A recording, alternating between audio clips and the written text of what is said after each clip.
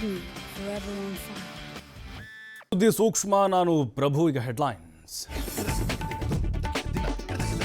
ವಕ್ಫ್ board ಅಧ್ಯಕ್ಷರ ಆಯ್ಕೆಗೆ mid night fight. Syed ಅಲ್ ಹುಸೇನ್ ವಿರೋಧ ಆಯ್ಕೆ. ಸಚಿವ ಜಮೀರ್ ಅಹಮದ್ ಖಾನ್ಗೆ ಹೈಕಮಾಂಡ್ ಶಾಕ್. ವ್ಯಕ್ತಿ ಪೂಜೆ ಬಿಡಿ, ಪಕ್ಷದ ಪೂಜೆ ಮಾಡಿ. ಪಾರ್ಟಿ ಇಲ್ಲ ಅಂದ್ರೆ ಯಾರಿಗೂ ಅಧಿಕಾರ ಇಲ್ಲ. ಕಾರ್ಯಕರ್ತರಿಗೆ ಡಿಸಿಎಂ ಡಿಕೆಶಿ ಖಡಕ್ ಸಂದೇಶ.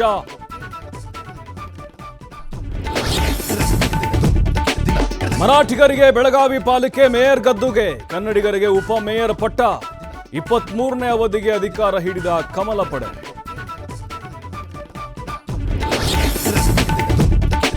ಬಿಬಿಎಂಪಿ ಚುನಾವಣೆಗೆ ನಾವು ರೆಡಿ ಇದ್ದೇವೆ. ಎಲ್ಲಾ ಪಕ್ಷದವರನ್ನ ಕರೆದು ಮಾತನಾಡುತ್ತೇವೆ. ಬೆಂಗಳೂರಿನಲ್ಲಿ ಡಿಸಿಎಂ ಡಿಕೆ ಶಿವಕುಮಾರ್ ಹೇಳಿಕೆ.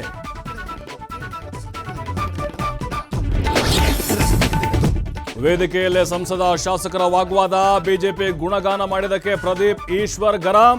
ರಾಜ್ಯದಲ್ಲಿ ಸಿದ್ದರಾಮಯ್ಯ ಸರ್ಕಾರ ತಾನೇ ಅಂತ ಈಶ್ವರ್ ಖಂಡ್ರೆ ಸಮರ್ಥನೆ.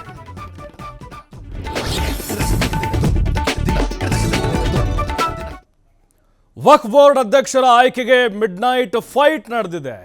ಎಐಸಿಸಿ ಅಧ್ಯಕ್ಷರ ಆಪ್ತರು ಜಮೀರ್ ನಡುವೆ ಸಂಧಾನ ಸಭೆ ನಡೆದಿದೆ. ಆದರೆ ತಡರಾತ್ರಿ 3 ಗಂಟೆವರೆಗೂ ನಡೆದಂಥ ಸಂಧಾನ ಸಭೆ ವಿಫಲವಾಗಿದೆ. ವಕ್ಫ್ ಬೋರ್ಡ್ ಅಧ್ಯಕ್ಷರ ಆಯ್ಕೆಗೆ ಸಂಬಂಧಪಟ್ಟಂತೆ ಮಧ್ಯರಾತ್ರಿವರೆಗೂ ಕೂಡ ಜಟಾಪಟಿ ನಡೆದಿದೆ. ಮಲ್ಲಿಕಾರ್ಜುನ್ ಖರ್ಗೆ ಆಪ್ತರು ಹಾಗೆ ಜಮೀರ್ ಅಹಮದ್ ನಡುವೆ ಒಂದು ಸಭೆ ನಡೆದಿದೆ. ಸಂಧಾನ ಸಭೆ ಕೊನೆಗೂ ವಿಫಲವಾಗಿದೆ. ಒಂದು ರೀತಿ ಪ್ರತಿಷ್ಠೆಯನ್ನು ತೆಗೆದುಕೊಂಡಿದ್ರು ಅನ್ಸುತ್ತೆ ಜಮೀರ್ ಅಹಮದ್. 2.5 ವರ್ಷಗಳ ಕಾಲ ಅಧಿಕಾರ ಹಂಚಿಕೆ ಸೂತ್ರಕ್ಕೂ ಕೂಡ ಒಪ್ಪಲಿಲ್ಲ. ಹಾಗಾಗಿ ಸಿಟ್ಟಿನಿಂದಲೇ ಸಿಎಂ ನಿವಾಸದಿಂದ ಹೊರ ನಡೆದಿದ್ದಾರೆ ಸಚಿವ ಜಮೀರ್. ಸಚಿವ ಸ್ಥಾನಕ್ಕೆ ರಾಜೀನಾಮೆ ನೀಡುವ ಬೆದರಿಕೆ ಹಾಕಿದ್ದಾರೆ ಜಮೀರ್ ಅಹಮದ್. ಜಮೀರ್ ಸಿಟ್ಟಿಗೂ ಕ್ಯಾರನ್ನದೇ ವಕ್ಫ್ ಬೋರ್ಡ್ ಅಧ್ಯಕ್ಷರ ಆಯ್ಕೆಯನ್ನು ಮಾಡಲಾಗಿದೆ. ನಾಸಿರ್ ಹುಸೇನ್ ಆಪ್ತನಿಗೆ ಒಲಿದಿದೆ ವಕ್ಫ್ ಬೋರ್ಡ್ ಅಧ್ಯಕ್ಷ ಸ್ಥಾನ.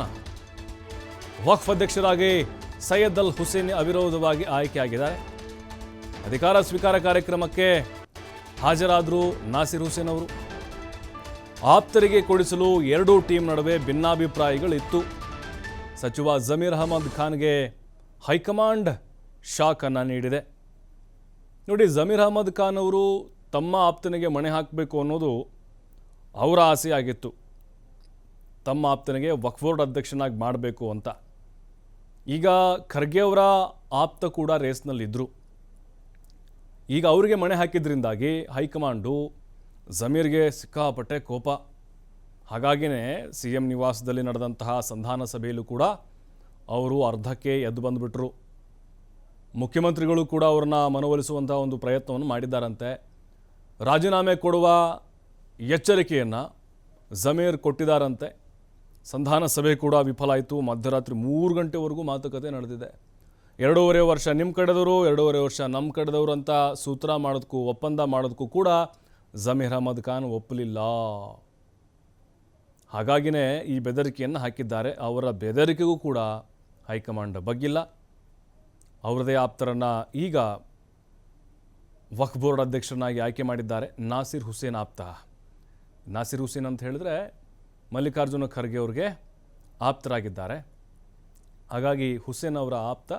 ಎಲ್ಲ ಖರ್ಗೆ ಟೀಮ್ ಎಲ್ಲ ಒಂದೇ ಅಲ್ವಾ. ಹಾಗಾಗಿ ಈಗ ಜಮೀರ್ ಅಹಮದ್ ಖಾನ್ದು ಬೇಡವೇ ಬೇಡ, ಆ ಟೀಮ್ಗೆ ನಮ್ಮ ಆಪ್ತನಿಗೆ ವಕ್ಫ್ ಬೋರ್ಡ್ ಅಧ್ಯಕ್ಷನಾಗಿ ಮಾಡುವ ಅಂಥೇಳಿ ಇವರು ಪ್ರಯತ್ನವನ್ನು ಪಡ್ತಾಯಿದ್ರು.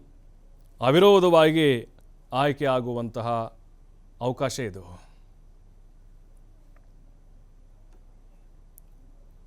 ಮತ್ತಷ್ಟು ಮಾಹಿತಿ ಶಿವಕುಮಾರ್ ನೀಡ್ತಾರೆ. ಶಿವಕುಮಾರ್, ಈಗ ಜಮೀರ್ ಅಹಮದ್ ರಾಜೀನಾಮೆ ಕೊಡುವ ಬೆದರಿಕೆವರೆಗೂ ಹೋಗಿದ್ದಾರೆ ಅಂತ ಹೇಳಿದ್ರೆ ವಕ್ಫ್ ಬೋರ್ಡ್ ಅಧ್ಯಕ್ಷ ಸ್ಥಾನಕ್ಕೆ ಸಂಬಂಧಪಟ್ಟಂತೆ ಇದು ಒಂದು ಪ್ರತಿಷ್ಠೆಯ ಪಣವಾಗಿತ್ತ ಹಾಗಾದರೆ ಅಂಥೇಳಿ ನಾಸಿರ್ ಹುಸೇನ್ ಮತ್ತು ಜಮೀರ್ ಅಹಮದ್ ನಡುವೆ ಏನೆಲ್ಲ ಹೈಡ್ರಾಮಾಗಳು ನಡೀತು? ಮುಖ್ಯಮಂತ್ರಿಗಳು ಮನವೊಲಿಸಿದ್ದಾರಾ ಜಮೀರ್ ಅವ್ರದ್ದು ಈ ವಿಚಾರಕ್ಕೆ ಸಂಬಂಧಪಟ್ಟಂತೆ?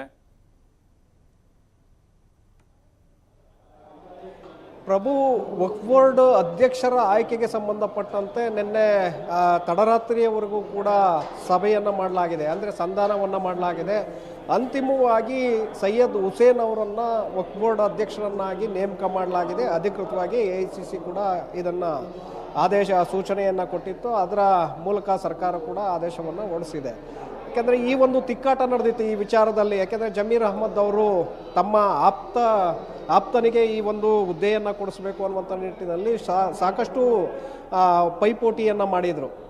ಅಲ್ತಾಫ್ ಪಾಷಾ ಅವ್ರಿಗೆ ವಕ್ಫ್ ಬೋರ್ಡ್ ಅಧ್ಯಕ್ಷರನ್ನು ಮಾಡಬೇಕು ಅಂತೇಳಿ ಮುಖ್ಯಮಂತ್ರಿಗಳ ಬೆನ್ನಿಗೂ ಕೂಡ ಬಿದ್ದಿದ್ರು. ಹಾಗೆ ಕಾಂಗ್ರೆಸ್ ಪಕ್ಷದ ಹಿರಿಯ ನಾಯಕರ ಬೆನ್ನಿಗೂ ಕೂಡ ಬಿದ್ದು ಅವರನ್ನೇ ನೇಮಕ ಮಾಡಬೇಕು, ಹಾಗಾಗಿ ಅವಕಾಶ ಮಾಡಿಕೊಡಿ ಅಂತೇಳಿ ಕಳೆದ ಹಲವು ದಿನಗಳಿಂದಲೂ ಕೂಡ ಡಿಮ್ಯಾಂಡನ್ನು ಇಟ್ಟಿದ್ದರು. ಈ ಮತ್ತೊಂದು ಕಡೆ AICC ಅಧ್ಯಕ್ಷರಾಗಿರುವಂಥ ಮಲ್ಲಿಕಾರ್ಜುನ್ ಖರ್ಗೆ ಅವರ ಪರಮಾಪ್ತ ವಲಯದಲ್ಲಿ ಗುರುತಿಸ್ಕೊಂಡಿರುವಂಥ ಸಂಸದರಾಗಿರುವಂಥ ನಾಸಿರ್ ಹುಸೇನ್, ರಾಜ್ಯಸಭಾ ಸದಸ್ಯರು ನಾಸಿರ್ ಹುಸೇನ್ ಅವರು ಕೂಡ ತಮ್ಮ ಆಪ್ತನಿಗೆ ಕೊಡಿಸ್ಬೇಕು ಅಂತೇಳಿ ಅವರು ಮತ್ತೊಂದು ಕಡೆ AICC ಅಧ್ಯಕ್ಷರ ಮೇಲೇ ನೇರವಾಗಿ ರಾಹುಲ್ ಗಾಂಧಿ ಹಾಗೆ AICC ಅಧ್ಯಕ್ಷರ ಮೇಲೆ ಒತ್ತಡವನ್ನು ತಂದಿದ್ದರು. ಅಂತಿಮವಾಗಿ ನಿನ್ನೆ ಹಗ್ಗಜಗ್ಗಾಟ ಆಯಿತು, ಮಧ್ಯರಾತ್ರಿವರೆಗೆ ಸಂಧಾನ ಕೂಡ ಆಯಿತು. ಯಾವಾಗ ಇದು ಭಿನ್ನಾಭಿಪ್ರಾಯಗಳು ಹೆಚ್ಚಾಯಿತು ಆಗ ಸಿದ್ದರಾಮಯ್ಯ ಅವರು ಇಬ್ಬರನ್ನು ಕರೆಸಿ ತಮ್ಮ ನಿವಾಸದಲ್ಲಿ ಮಾತುಕತೆಯನ್ನು ನಡೆಸಿದರು. ಆದರೆ ಮಾತುಕತೆ ಕೂಡ ವಿಫಲವಾಗತ್ತೆ. ಸಿದ್ದರಾಮಯ್ಯ ಅವರು 2.5 ವರ್ಷಗಳ ಕಾಲ ಈ ಕಡೆ ಅಲ್ತಾಫ್ ಪಾಷಾ ಅವ್ರಿಗೆ ಹಾಗೆ ಸೈಯದ್ ಹುಸೇನ್ ಅವ್ರಿಗೆ 2.5 ವರ್ಷಗಳ ಕಾಲ ಮಾಡೋಣ, ಹಾಗಾಗಿ ಇದನ್ನು ಇಲ್ಲಿಗೆ ಬಿಡಿ, ಯಾವುದೇ ಭಿನ್ನಾಭಿಪ್ರಾಯಗಳು ಬೇಡ ಅನ್ನುವಂಥ ಒಂದು ಮನವಿಯನ್ನು ಮುಂದೆ ಇಡ್ತಾರೆ. ಆದರೆ ಜಮೀರ್ ಅವರು ಇಲ್ಲ, ನಾನು ಅಲ್ತಾಫ್ ಪಾಷಾ ಅವರನ್ನೇ ಪೂರ್ಣ ಅವಧಿಗೆ ಅಧ್ಯಕ್ಷರನ್ನಾಗಿ ಮಾಡಬೇಕು, ಇಲ್ಲದೆ ಹೋದರೆ ನಾನು ನನ್ನ ಸಚಿವ ಸ್ಥಾನಕ್ಕೆ ರಾಜೀನಾಮೆಯನ್ನು ಕೊಡ್ತೇನೆ ಅನ್ನುವಂಥ ಒಂದು ಎಚ್ಚರಿಕೆಯನ್ನು ಕೂಡ ಆ ಸಂದರ್ಭದಲ್ಲಿ ರವಾನಿಸಿದರು. ಆದರೆ ಇದಕ್ಕೂ ಕೂಡ ಡೋಂಟ್ ಕೇರ್ ಎಂದಿರುವಂಥ ಹೈಕಮಾಂಡ್ ಅಂತಿಮವಾಗಿ ಖರ್ಗೆಯವರ ಪರಮಾಪ್ತ ವಲಯದಲ್ಲಿ ಗುರುತಿಸಿಕೊಂಡಿರುವಂಥ ನಾಸಿರ್ ಹುಸೇನ್ ಅವರ ಆಪ್ತನಿಗೆ ಈ ಒಂದು ಅಧ್ಯಕ್ಷ ಪಟ್ಟವನ್ನು ಕೊಟ್ಟಿದೆ. ಇಲ್ಲಿ ಬಹಳ ವಿಶ್ವಾಸ ಐತೇನೋ ಜಮೀರ್ ಅವ್ರಿಗೆ, ಅಲ್ತಾಫ್ ಪಾಷಾ ಅವ್ರಿಗೆ ಕೊಡಿಸ್ಬೇಕು, ಸಿದ್ದರಾಮಯ್ಯ ಅವರು ಹೇಗಿದ್ರು ಮುಖ್ಯಮಂತ್ರಿಗಳಿದ್ದಾರೆ, ನನ್ನ ಪರವಾಗಿದ್ದಾರೆ ಅನ್ನುವಂಥ ಒಂದು ವಿಶ್ವಾಸ ಜಮೀರ್ ಅವ್ರಿಗೆ ಇದ್ದಂತೆ ಕಾಣಿಸ್ತಾ ಇದೆ. ಹಾಗಾಗಿ ಕೊನೆಯ ಕ್ಷಣದವರೆಗೂ ಕೂಡ ಅವರು ಫೈಟನ್ನು ಮಾಡಿದರು ಈ ವಿಚಾರದಲ್ಲಿ ತಮ್ಮ ಆಪ್ತನಿಗೆ ಕೊಡಿಸ್ಬೇಕು ಅಂತೇಳಿ. ಮತ್ತೊಂದು ಕಡೆ DK ಶಿವಕುಮಾರ್ ಪರೋಕ್ಷವಾಗಿ ನಾಸಿರ್ ಹುಸೇನ್ ಅವರ ಮೂಲಕ AICC ಅಧ್ಯಕ್ಷರು ಮತ್ತು ಹೈಕಮಾಂಡ್ಗೆ ಸ್ಪಷ್ಟವಾದಂಥ ಒಂದು ಸಂದೇಶವನ್ನು ರವಾನೆ ಮಾಡಿದರು. ಇಲ್ಲಿ ಸಿದ್ದರಾಮಯ್ಯನವರ ಕೈ ಮೇಲಾಗದಂತೆ ನೋಡ್ಕೊಳ್ಬೇಕು, ಮತ್ತೊಂದು ಕಡೆ ಜಮೀರ್ ಅವ್ರಿಗೆ ಅವಕಾಶವನ್ನು ಮಿಸ್ ಮಾಡಿದ್ದೆ ಆದರೆ ಅಲ್ಲಿ ಸಿದ್ದರಾಮಯ್ಯನವರ ಕೈ ಕೂಡ ಕುಂದುತ್ತೆ ಅನ್ನುವಂಥ ಕಾರಣಕ್ಕೆ ಎಲ್ಲರೂ ಕೂಡ ಒಂದು ಪ್ಲಾನನ್ನು ಮಾಡಿಕೊಂಡು ಸಯೀದ್ ಹುಸೇನ್ ಅವರಿಗೆ ಈಗ ಅಧ್ಯಕ್ಷ ಸ್ಥಾನವನ್ನು ಕೊಡುವಲ್ಲಿ ಯಶಸ್ವಿಯಾಗಿದೆ ಅನ್ನುವಂಥದ್ದನ್ನು ಇಲ್ಲಿ ಗಮನಿಸಬೇಕಾಗತ್ತೆ. ಇಲ್ಲಿ ಜಮೀರ್ ಅವ್ರಿಗೆ ಇಲ್ಲಿ ಹಿನ್ನಡೆಯಾಗಿದೆ. ಪ್ರಭು, ಥ್ಯಾಂಕ್ ಯು ಶಿವಕುಮಾರ್ ತಮ್ಮೆಲ್ಲ ಮಾಹಿತಿಗಾಗಿ. ಜಮೀರ್ ಅಹ್ಮದ್ ಅವರು ತಮ್ಮ ಆಪ್ತನಿಗೆ ಮಣೆ ಹಾಕಿಸ್ಬೇಕು, ಅವಕಾಶ ಕೊಡಿಸ್ಬೇಕು ಅಂತ ಬಹಳ ಲಾಭಿಯನ್ನು ಮಾಡಿದರು, ಸರ್ಕಸನ್ನು ಮಾಡಿದರು. ಸಿದ್ದರಾಮಯ್ಯನವರ ಮೂಲಕವೂ ಕೂಡ ಪ್ರಯತ್ನವನ್ನು ಪಟ್ಟರು, ಆದರೆ ಆಗಲಿಲ್ಲ. ಕೊನೆಗೂ ನಾಸಿರ್ ಹುಸೇನ್ ಅವರ ಆಪ್ತನಿಗೆ ಇಲ್ಲಿ ಅಲ್ ಹುಸೇನಿ ಅನ್ನೋರಿಗೆ ಆಯ್ಕೆ ಮಾಡಿದ್ದಾರೆ ವಕ್ಫ್ ಬೋರ್ಡ್ ಅಧ್ಯಕ್ಷರನ್ನಾಗಿ. ಖರ್ಗೆ ಅವರ ಸೂಚನೆಯ ಮೇರೆಗೆ DK ಶಿವಕುಮಾರ್ ಅವರ ಕೈ ಮೇಲಾಗಿದೆ ಅಂತಲೂ ಕೂಡ ಹೇಳ್ತಾ ಇದ್ದಾರೆ. ಇಲ್ಲಿ ಜಮೀರ್ ಅಹ್ಮದ್ ಅವರು ನಿನ್ನೆ 3 ಗಂಟೆವರೆಗೂ ಮಧ್ಯರಾತ್ರಿ 3 ಗಂಟೆವರೆಗೂ ಕೂಡ ಸಂಧಾನ ಸಭೆ ಆಯಿತು. ಆ ಸಂಧಾನ ಸಭೆಯಲ್ಲೂ ಕೂಡ ಅವರು ಯಾವುದಕ್ಕೂ ಸೊಪ್ಪು ಹಾಕಲಿಲ್ಲ. 2.5 ವರ್ಷ ಇವರು, 2.5 ವರ್ಷ ಅವರು ಅಂಥೇಳಿ ತೀರ್ಮಾನ ಮಾಡುವಂಥ ಒಂದು ಪ್ರಯತ್ನ ಆಯಿತು. ಅದಕ್ಕೂ ಕೂಡ ಕ್ಯಾರೆ ಅನ್ನಲಿಲ್ಲ ಜಮೀರ್ ಅಹ್ಮದ್. ಸಿಟ್ಟಿನಿಂದನೇ ಸಭೆಯಲ್ಲಿ ಅರ್ಧಕ್ಕೆ ವಾಪಸ್ ಬಂದುಬಿಟ್ರವರು. ಅವರನ್ನ ಮನವೊಲಿಸುವಂಥ ಪ್ರಯತ್ನ ಮುಖ್ಯಮಂತ್ರಿಗಳು ಮಾಡಿದ್ದಾರಂತೆ. ಈಗ ರಾಜೀನಾಮೆ ಕೊಡ್ತೀನಿ ನಾನು, ನನ್ನ ಮಾತಿಗೆ ಕಿಮ್ಮತ್ತು ಕೊಡಲಿಲ್ಲ ನೀವು, ಅಲ್ತಾಫ್ನ ಅಧ್ಯಕ್ಷರನ್ನಾಗಿ ಮಾಡಬೇಕಿತ್ತು ಅಂಥೇಳಿ ಜಮೀರ್ ಅಹ್ಮದ್ ಕೆಲ ಕಾಲ ಆಕ್ರೋಶ ಕೂಡ ಸಭೆಯಲ್ಲಿ ಹೊರಹಾಕಿದ್ರಂತೆ. ಬಟ್ ಫೈನಲಿ ಹೈಕಮಾಂಡ್ ಇಲ್ಲಿ ಜಮೀರ್ ಅಹ್ಮದ್ಗೆ ಶಾಕನ್ನು ಕೊಟ್ಟಿದೆ. ಯಾಕಂದರೆ ಬಹಳ ದಿನಗಳಿಂದ ಈ ಎರಡು ಗುಂಪುಗಳ ನಡುವೆ ಕೆಲವೊಂದಿಷ್ಟು ವೈಮನಸ್ಸುಗಳಿತ್ತು. ಅಂದರೆ ಇಲ್ಲಿ ನಾಸಿರ್ ಹುಸೇನ್ದು ಮತ್ತು ಜಮೀರ್ ಅಹ್ಮದ್ ಎರಡು ಬಣಗಳು ಇಲ್ಲಿ ಪ್ರತಿಷ್ಠೆಯ ಒಂದು ಅಖಾಡ ಅಂಥೇಳಿ ತೆಗೆದುಕೊಂಡಿದ್ದರು ಅವರು. ಜಮೀರ್ ಅಹ್ಮದ್ ಅವ್ರಿಗೆ ಭಾಳ ಕಾನ್ಫಿಡೆಂಟ್ ಇತ್ತು, ಸಿದ್ದರಾಮಯ್ಯನವರೇ ಮುಖ್ಯಮಂತ್ರಿ ಇದ್ದಾರೆ, ನನಗೆ ನಮ್ಮ ಆಪ್ತನಿಗೆ ಮಣೆ ಹಾಕ್ತಾರೆ, ಅದರಲ್ಲೇನು ತಲೆ ಕೆಡಿಸ್ಕೊಳ್ಳೋದಿಲ್ಲ ಅಂಥೇಳಿ. ಬಟ್ ಕೊನೆಯದಾಗಿ ಶಾಕ್ ಎದುರಾಯಿತು.